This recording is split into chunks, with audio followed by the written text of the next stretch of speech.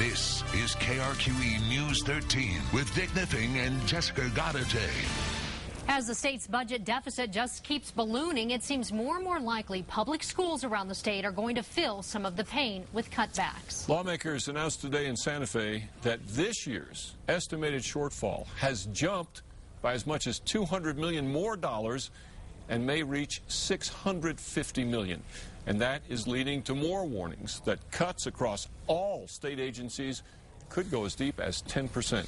News 13's Michael Herzenberg is in the Newsplex with the latest.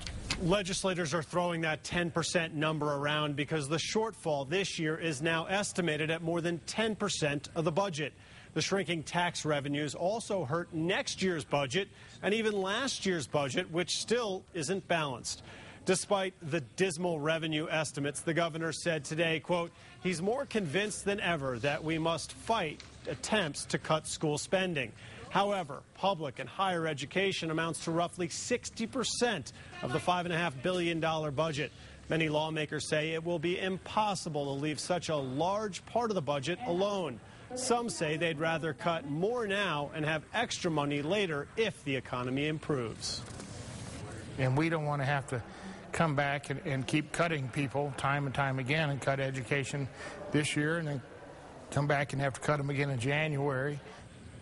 So how much will get cut when lawmakers convene for the special session now scheduled for October 17th? The governor was shooting for 3% cuts for all state agencies except education. Leaders in the Senate say the reality will be between 3 and 10% for everyone. Back to you. All right, Michael, as you might expect, teachers and other education groups are strongly opposed to any cuts, and they plan demonstrations later this week.